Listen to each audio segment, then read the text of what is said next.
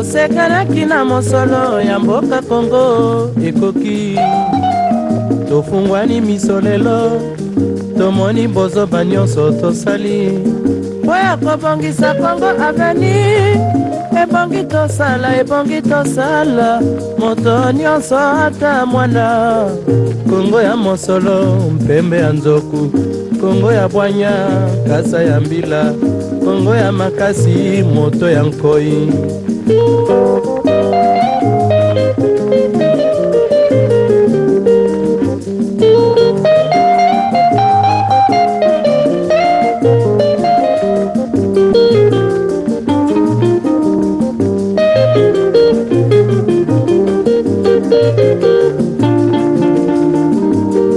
mikolo tosekanaki na mosolo ya mboka Kongo ekoki mbote bandeko mbote na biso mbote sika bozali na longoni nyonso na nkembo nyonso na ngolu nyonso na oyo nyonso bino bokoki kozala surtout que tobandi mbula ya sika ezali émission na biso ya liboso ya mbula ya sika malgré que ezali calendrier grégorien ndenge mpaka na ngai alobaka nalingaka mingi abenga yango calendrier grégorien mais na ndenge ya biso tokóma na yango ya mokili oyo ya convention ndenge esalama donc mokili conventionnel tokóma koloba totondi bino botondi mingi topesi bino nyonso ya sika oyo bokoki kozala nango mpo ça surtout ya malamu ya mabe te ya malamu nyonso oyo etonda ekoba esala nyonso na nzoto mpe na bandako na bino vraiment matondo mais alors tozala na esengo mingi ya kozonga na mokolo ya lelo na eloko oyo biso toprometaki bino na suka ya mbula tozobanda nango na ebandeli ya mbula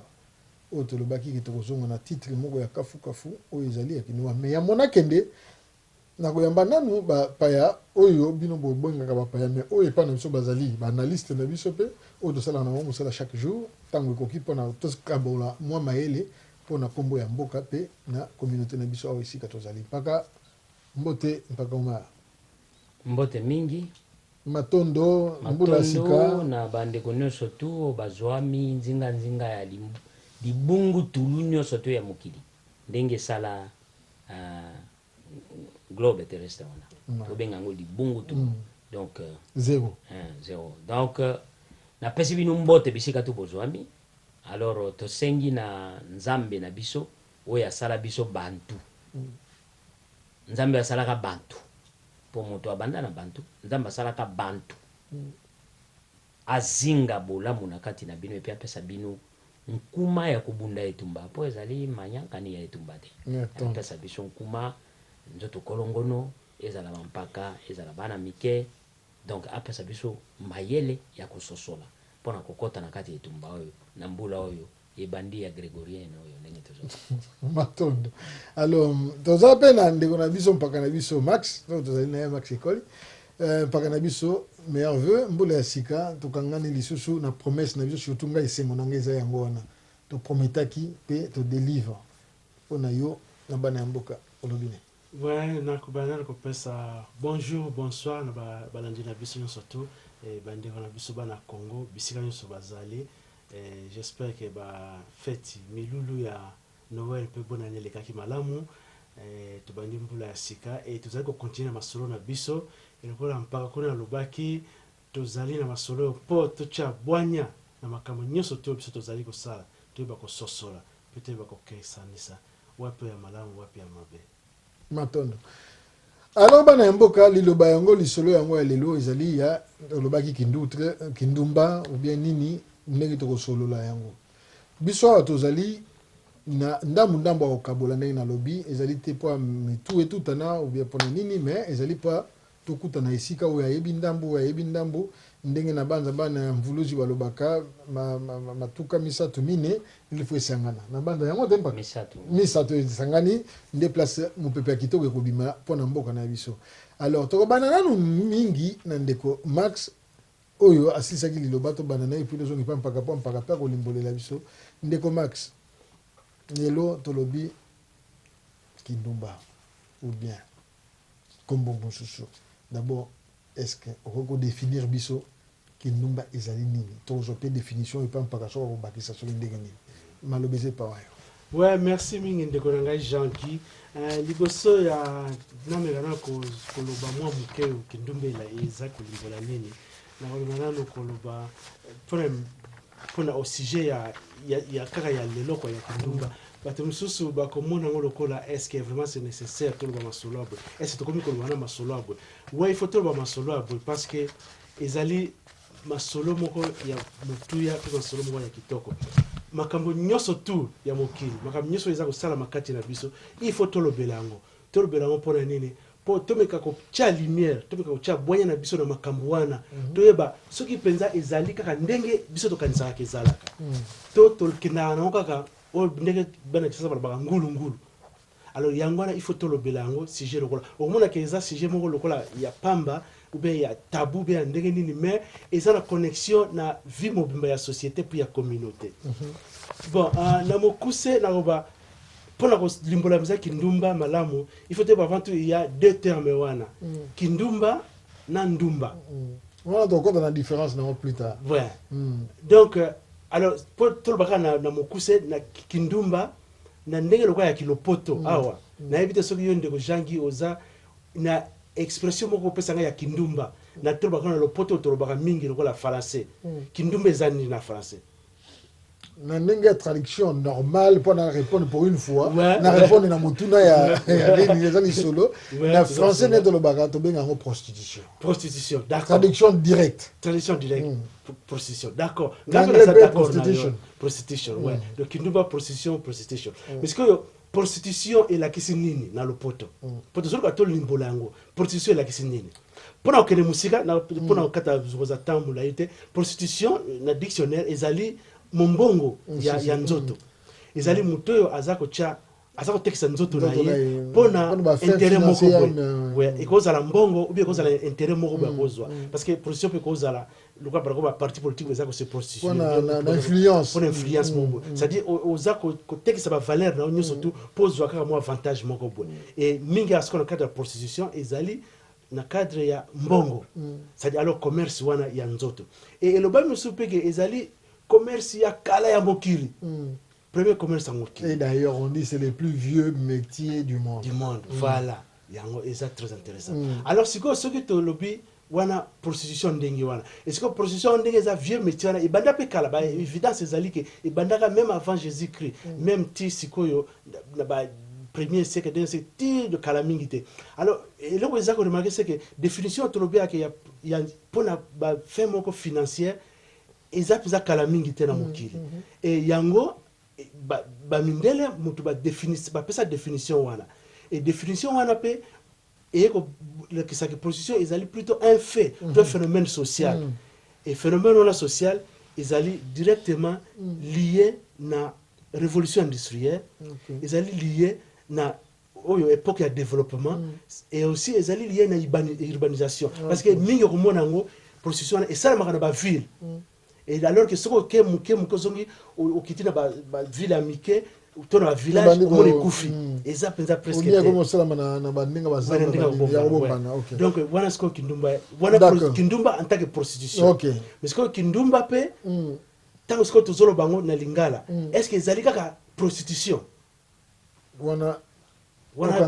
tokanga tokende pa mpaka sino te mpaka mutu eko ya chauffeur mpaka mutu na wana ya mpaka max tozombele nsima mais soki okobanda yango mais ngai nayeba nanu origine ya kindumba selon définition na origine nango soki ngobakisa ndambo ndeko alobi problème eza te mais plus origine nango na selon étymologie selon nini de vraiment eza esengo mingi koaborder basujet yango tabou oyo bato bamonaka yango mingi mais faut kodiscuter koparler ici sujet ya ndenge wana mpo bato bayeba mpenzaki makambo yango mingi ezalaka ndeni cela veut dire que les mots kaka oyo tozoloba na bandi na na mot ndumba ezali faux c'est-à-dire nga moto alobi yango ezali faux bacontacte soki bazali mpenza na bato bayebi linguistique africaine et puis justement na Congo oya biso ndumba ezali mo mongo OK comme pe kozala bakozala pe na bato bazala Équateur bambuza bangombe banini hein to mesana na kombo na mbuza ndumba ezali kwa moseka muke donc ezali mwana muke o baso mona ke aza kokola nde babengaka ye ndumba moke. On comprend? Donc ouais, c'est comme ça. Donc célibataire. Donc ndumba moke. Okay. On s'en montre. Donc komeske kombo wana yaki kokoma ekoma ya ba prostitution to lo bana ndenge ya o ba tiengo. Et kokai kokoma ndenge wana te. Mais toza ko placer ba mot ça toyeba étymologie ya ba mot. Cela veut dire na Congo toza ko jouer na ba mot musu pona ko bebisa. Kombo wana eza kutu ndenge ba bengeli yango wana te. Okay. Ekoza la kombo ya mutu. Bato mususu komona kombo na ndumba. Kombo mboka. Alors toye komona déjà que ba bebisi déjà aspect ya likambo ebiso to lingi to benga yango. Bon, biso na kombo pena oyo ngane na ebi prostitution epa na biso bazo benga ngo esenga. Wana na lingalo wana na kimongo esenga. C'est drôle. Na somo na biloko yango ezali drôle. Omoni même par exemple tokende kaka ndenge bayelaki Bulawayo. Étymologiquement ezali bato baoti na south ya Rhodésie. Oh lelo to bengi Zimbabwe. Hein? Ville wana boye hein. Bulawayo nde bato na bayaki. Bato soki moto oya ye wana bongo bamoni ke ba mibali bazo yaka bani. Ba kobenga yini? Bulawayo. Parce que bayebi ka kombo na bango ezali ya côté wana. Donc somona ke tozo ko use toza ko salela ba kombo oyo ezali spécifiquement te. Mais soki to zongi sikoyo na origine ya constitution tokotala sikoyo na Mesopotamia. Parce que biso faut tokende na makambo epa euta tokoki ko aborda ka makambo te tozwa ke koma ya biso. Okay. Ba société na biso primitive eloko wana bayeba kiango ti. Tu comprends sikoyo? Wana ezali vérité puis logique. Bayebaki makambo wana te ya kebo bayebaki ka mwana zokola titi famille wana ye ba pesi quelque chose ba kena ye coquille cuivre yango biloko wana epa na biso ezo zala mpe tabou parce que toza ko adopter biloko moko bo eza ya biso te. OK. Ba société ya ba sama Babylone hein donc ba sumérien na ba babylonien osomona ezali biloko so ba obenga ngo vieux métier pa na bango et pa na biso te. Alors siko ngana ni na boma équivoque wana. OK. Mais puis na ndenge kotelaka pourquoi comment ke pa na biso ndenge wana. Na lombango mpaka pa tozongela pende ko et puis ta na biso ndenge ezali. Alors équivoque ngo ngo boma. Équivoque na ndenge na boma ke entrée ya bato wana soki ezalaki na ba je sais pas soki 14e siècle soki nini ezali entrée moko o ba yelaka sikoyo système ya ba brothel o ezali wana o l'état salaka o l'état salaka tout ça banini biloko wana pe balingaki ba initier société africaine yango lelo tozo komona mais biso tozali ne bordel to signifier que classe moko officielle oyo basi bazali comme objet ici il faut le dire ainsi il y a satisfaction il y a mibali. Et puis il faut tout le monde bien ce qui total yango très bien société lelo bazo benga yango Israël mais biloko on ezala ki common biloko o tozo benga prostitution et pas na bango babanda même ko sacrifier basi moso babotama boye bazali basi teke ba la production ba balate ba botate azali mwasi moko uniquement kaka pona bato pona satisfaire. Donc to ko adopter ta ba société oyo ya ko bebisa biso nde loko ngana koteli nazo linga to beta likambo na très bien. Donc to zongela yango to kenena mbangu esike loko moko lobi pe mpaka lobaki o to zana ngwawa kindumba na ndumba limbole la biso mpaka max please. Ouais, kindumba ezali na sens ya lopoto prostitution c'est-à-dire métier na neto zo kendele nango na ndenge métier tout ça ezali yango alors que ndumba ezali ndenge pakati ko limbola ezali moto et na kindumba pe omoni ba cheka ba bakisa préfixe ki lokola ko par exemple ba mongo ba kimongo ou bien lo mongo ba monde ba koloba ba luba ba kiluba ba luba ba chiluba ouais ba yanzi ba kiyanzi donc préfixe pour différencier wana oui comme personne ou bien comme métier ouais c'est ça donc ezali na wana quand même ezali chez ça clair donc métier na kindumba et métier na sikoya kindumba yangwana sikoyo ndenge pakati koloba et c'est très important et pas na biso métier wana et avec mindele et avec colonisation et ndenge na lobaki ezali développement ya ba cité ya ba ville et tant bango ba yaki loka ba na colonisation après esclavagisme ba na colonisation ba ko fungola ba poste wana yango comment ba ville ba ils ba poste à commerce yango ce que ba ville wana alors place d'activité wana bandi ko botama parce que bato bazo bimana ba mboka bazo ya na ba ville et mingi ba yaka ko luka ezaka tu bana mibali et bana mibali ko bazala bango moko ba ko luka peut-être mwasi makango nini yango place métier wana ko botama et même peu on a ba poto tant par exemple to banda ko ya ninge zai ko ya to zai ko ya ka bilenge mibali et nde moi si Rolanda après alors c'est presque la même chose et surtout que mibali pe bazala toujours dans makamboana ouais d'ailleurs ba congolais mingi pe bazongi sa bango pona ko luka pona makamboana ouais et yango wana place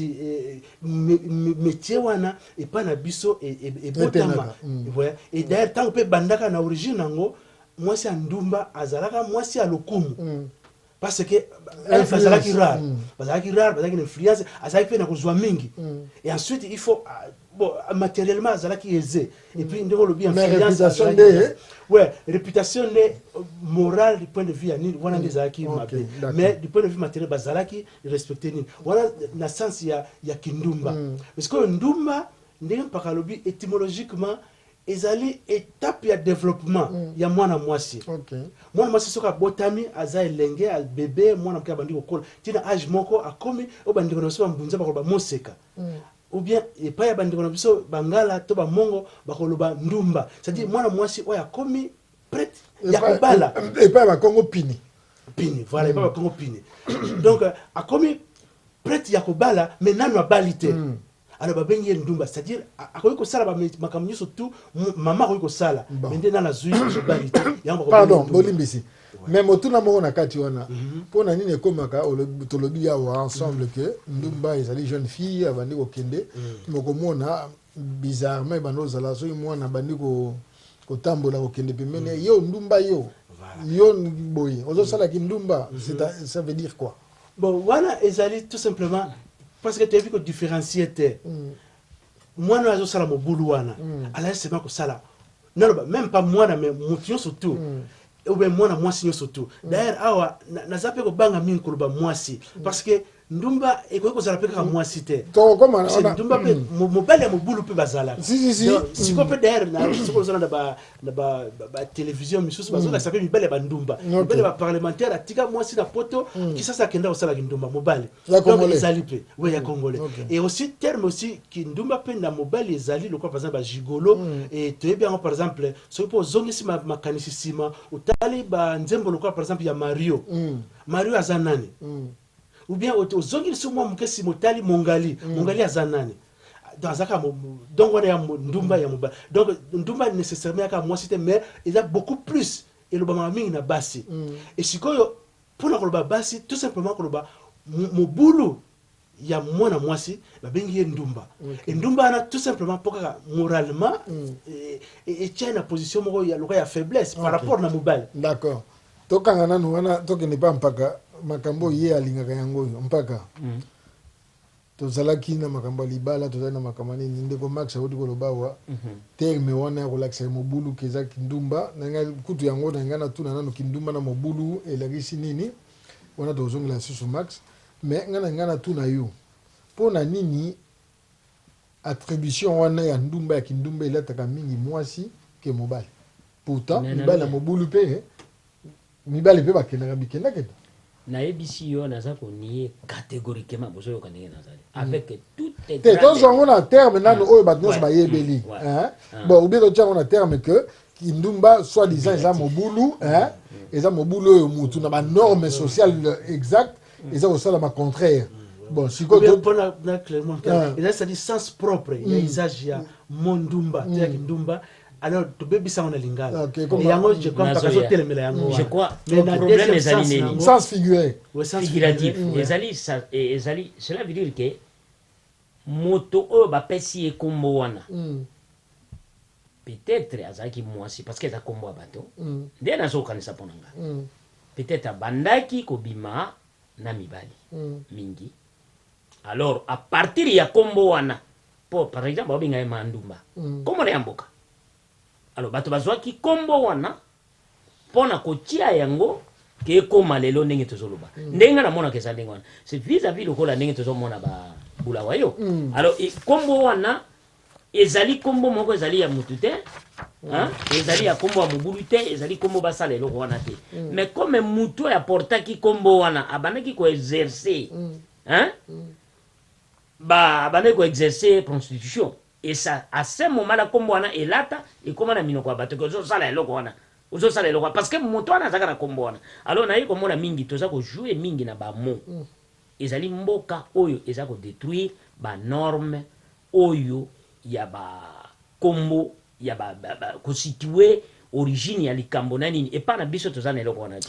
donc c'est un problème soki tokei mpe na basense mosusu connotation wana connotation ya bamo ezalaka pa même totali na bascientiste même totali na baphilosophe totali na banini tokóma koremarke ke mbamzu parce que asalaki eloko bongo baattribue action wana na kombo na ye voilà tozoloba lokola docteur na biso oyo tosololaki na Mukwege mbamzu lobilobi bakoya kosala action ye asalaki lelo ekomi action Mukwege ekomi mpe Mukwege. Ouais, c'est comme ça que mboka na biso ezandi ngwana c'est-à-dire ngana zo boyaka ndenge wana pona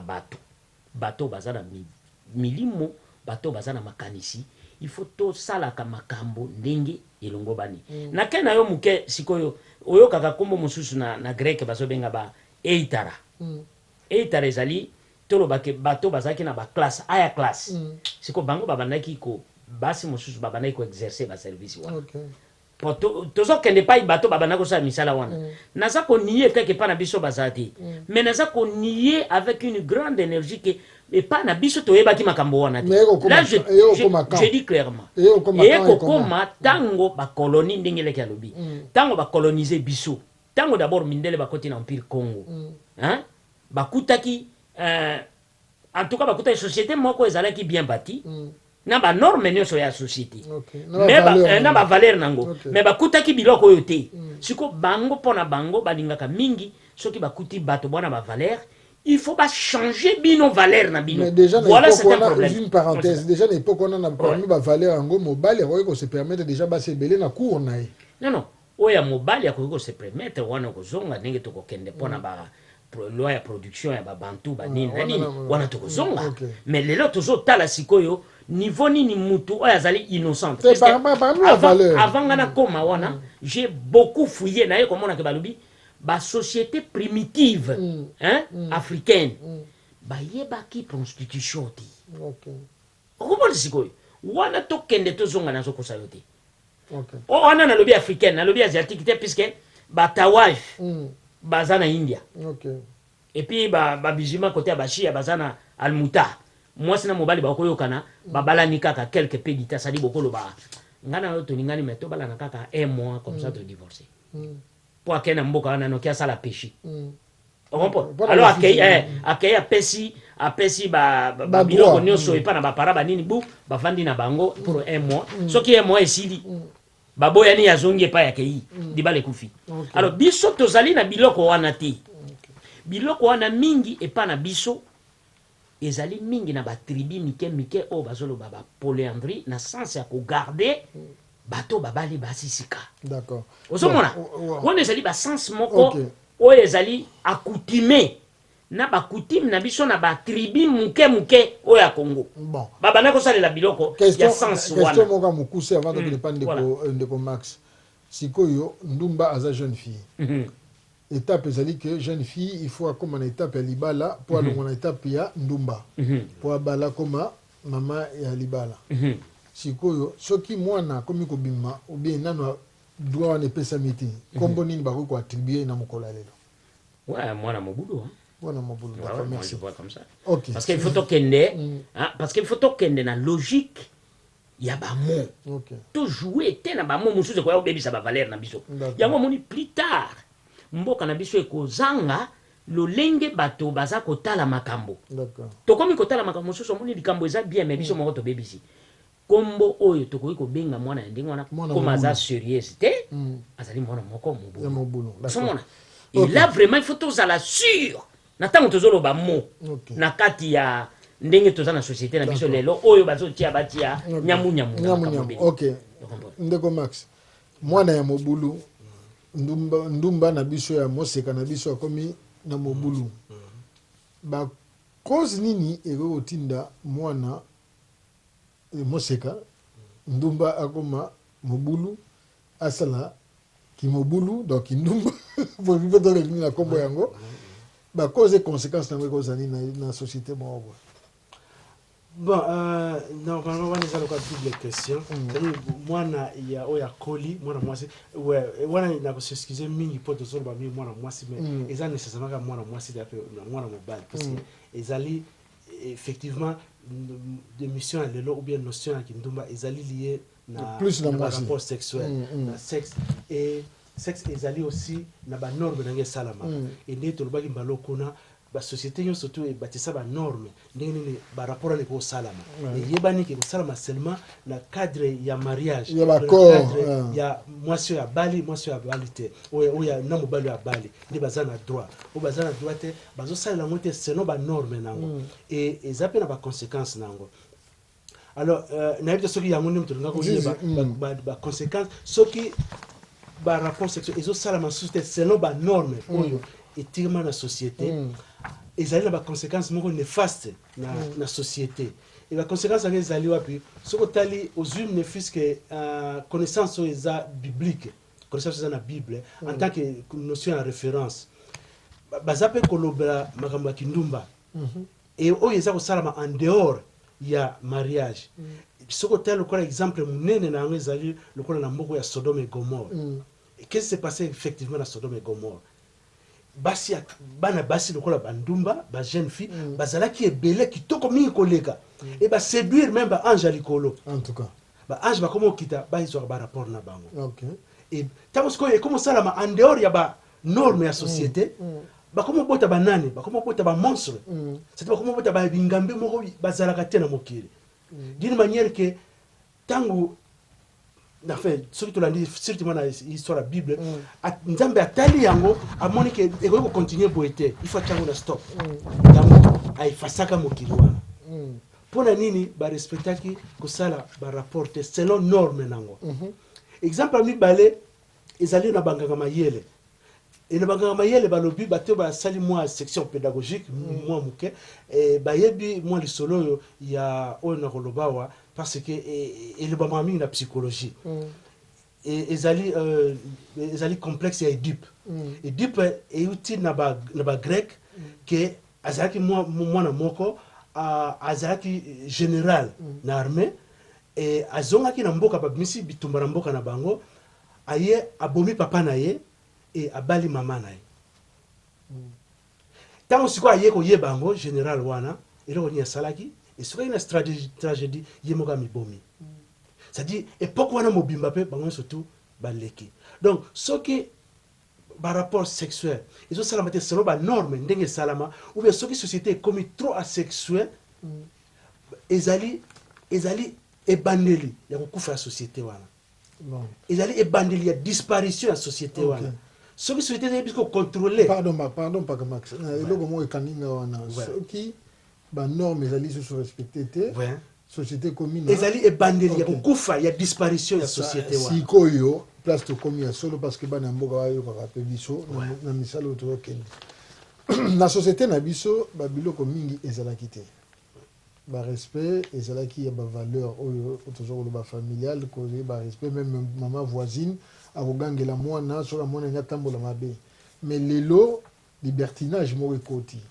to comme komana bolingo ya mobali na mobali pas il faut se le dire to comme okoma que mwana ya 12 ans mwana ya 11 ans akomi kosala mosala pona kolesa libota oyo ezalaki na ba société na biso te et d'ailleurs même awa bakondenaka yango na lolenge RDC ezakokende panga na page mingi ya RDC toza biso tozoka page ya RDC lolenge RDC ezokende na ndenge tozokomona bana baza komilela bana baza utiliser ici ya basi ya mibali olingi oconfirme biso ke RDC na biso wana bana okenda bokufi ouais ezakokende na kokufa wana na koloba ngo na bana mboka nyonso surtout parce que toza ko respecter ba norme te ya société alors tina surtout za la société te tina surtout za la soudé ezalité ya wana ezala na Bible ezala pe na banganga mayele et Jésus bezala même pe na boko surtout tozo respecter ba norme wana te za société et puis société za appelé à disparaître ce que tel par exemple exemple là ndenge bandaka kala et bandaki déjà par exemple ce que tala kola na maréchal okomona ke maréchal Mobutu ouais chef de l'état parce que soki bandi kosalama na top scandale wana alors ekokita et détruire société mobile. D'accord. Ye moko okomona bien sûr société traditionnelle parce que na polygamie mais polygamie ezaki respecté ezaki na ba normes ezaki nani ko bala nani ko bala te. OK. Oh mwasi ya noko non mwasi ya noko azali mwasi na yo te mwasi ya noko même soki noko lazate azali lokola mama na yo tango bala ba ke azali mwasi azali mama na yo te tout ça parce que mosolo oyo babalaki ye eza mosolo eutaki pa mama na yo yango za na droit au réclamer yango mais ezate que yo na ye bokoma soki na ba rapport et même si par exemple on est un exemple moko et qui était tellement trop parce que et comme tellement que mututa comme ndengwana alors mututa comme ko bala leki na kulutu non ezali tout simplement ezali ba bi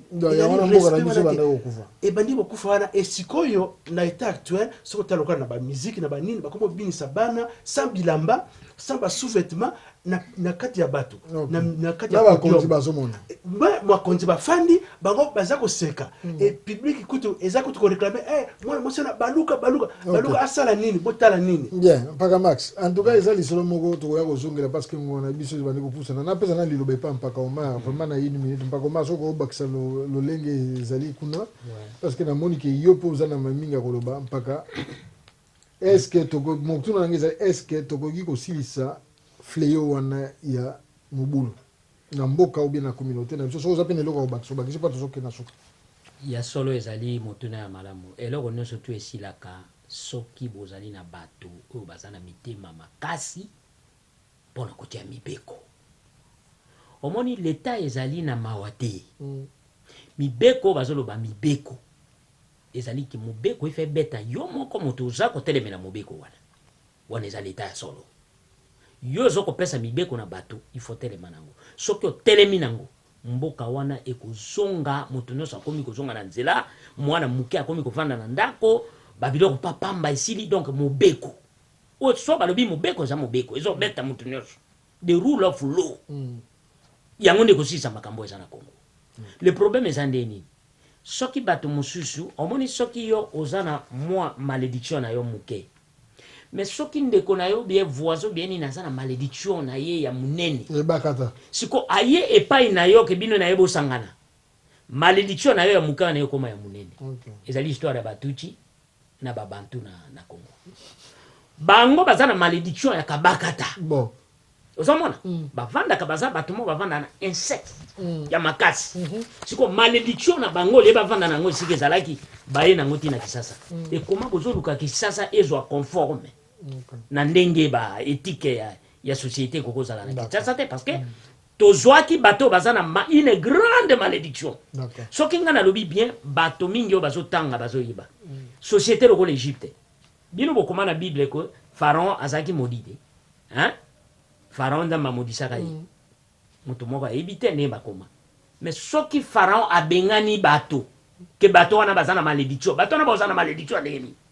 batuchi. OK, merci mingi na banza pona bana mboka juste 2 secondes okoyebisa bamoni bo bana mboka eza esengo mingi kosola na bino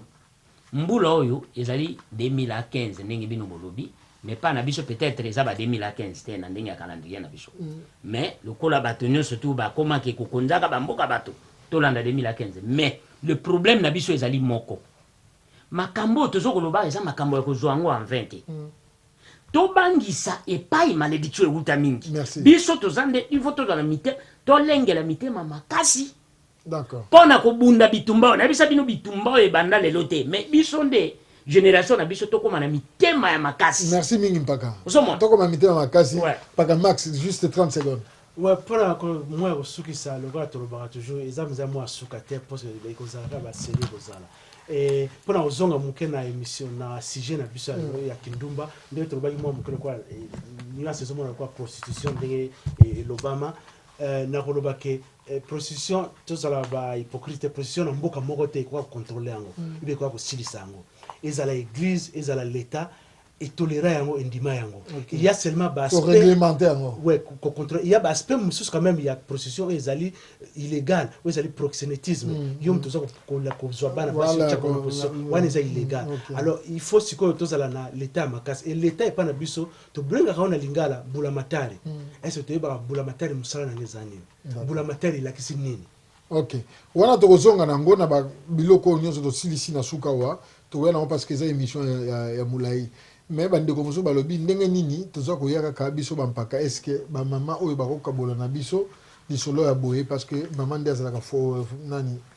fondatrice ya foyer et tout tosengi na bamama oyo amoni ke émission esepelisi ye soki ayebi mpaka omar abengi mpaka omar soki ayebi mpaka max abengi mpaka max oyebi mpaka bokanga richard esalo obengi bangomonga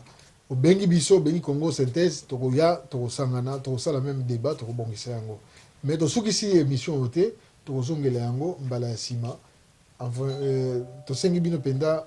merci mingi topesi bino botondi nde tokutani na mbala ya nsima jean guillaume miko bye